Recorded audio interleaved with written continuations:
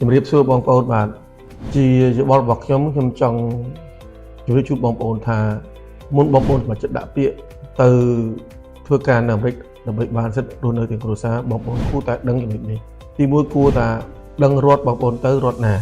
រដ្ឋខ្លះវាត្រជាក់ខ្លាំងរដ្ឋខ្លះវាមិនសូវត្រជាក់រដ្ឋខ្លះសឹងអត់ត្រជាក់តែម្ដងក៏មានដែរហើយរដ្ឋខ្លះមានពួកស្បែកខ្មៅនៅច្រើនរដ្ឋខ្លះវាញ៉ៃបន្តមកទៀតបងប្អូនគួរដឹងថាតើការងារបងប្អូនដាក់ពាក្យប្រភេទការងារអីឲ្យគេប្រៀបធៀបជាមួយការងារផ្សេងៗទៀតតើជាការងារប្រើកម្លាំងខ្លាំងជួនកាលទៀតយើងធ្វើកន្លែងត្រជាក់ខ្លាំងឬមួយក៏យើងធ្វើនៅក្នុង office ឬក៏យើងធ្វើក្រៅ office បងប្អូនត្រូវដឹងច្បាស់ហើយតើការងារហ្នឹងមានទំនួលខុសត្រូវប៉ុណ្ណាកុំឲ្យដល់បងប្អូនធ្វើសពបែបយ៉ាងស្អីក៏ធ្វើដែរអាហ្នឹងឲ្យមើលមែនតើអញ្ចឹងបងប្អូនត្រូវតែច្បាស់រឿងហ្នឹងទៅមកបងប្អូនដឹងថាតើការងារហ្នឹងបានលុយប្រមាណជួនកាលលុយដល់ឃើញច្រើនមិនប្រកាសថាបងប្អូនចាយគ្រប់ទេដោយសារគេមិនទាន់ដកពន្ធគេមិនទាន់ដកថ្លៃ insurance អញ្ចឹងបងប្អូនត្រូវគួរច្បាស់ហើយអត្ថប្រយោជន៍ផ្សេងៗតើក្រុមហ៊ុនដែលបងប្អូនទៅធ្វើការហ្នឹងជាក្រុមហ៊ុនដែលដល់នៅអត្ថប្រយោជន៍ដូចថាផ្នែក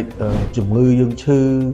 ឬក៏មានជប់សម្រាកប្រហែលក្នុងមួយឆ្នាំបងប្អូនត្រូវដឹងហើយថាក្រុមហ៊ុនហ្នឹង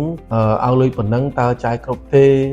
បងប្អូនត្រូវដឹងថារដ្ឋហ្នឹងកន្លែងបងប្អូនហ្នឹងមានផ្ទះនៅកន្លែងណាផ្ទះជួលប្រហែលសាក់នៅប្រហែលតើបើសិនដូចជានៅ Los Angeles ជាដើមអញ្ចឹងជួនកាលថ្លៃជួលផ្ទះសិន 1,500 ហើយបងប្អូនបានប្រាក់ខែ 2,000 2,500 ហ្នឹងបងប្អូន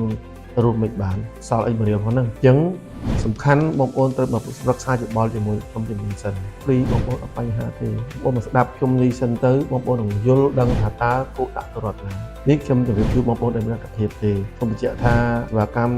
ដែលខ្ញុំធ្វើនេះគឺត្រូវការក្រុមហ៊ុនដៃគូនៅអាមេរិកហើយត្រូវការក្រុមហ៊ុនមីធាវីជួយរៀបចំឯកសារដាក់ឯកសារបងប្អូនទៅក្រសួងការងារក្រសួងតាវិសនិងក្រសួងការបរទេសដែរអញ្ចឹង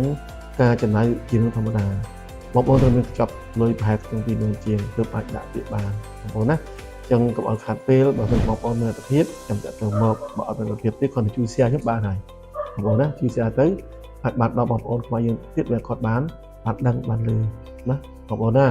អរគុណច្រើនជំរាបលាបាទជំរាបលាបងប្អូនបាទសុខសប្បាយអរគ្នាបងប្អូនណាកាសជុំនឹង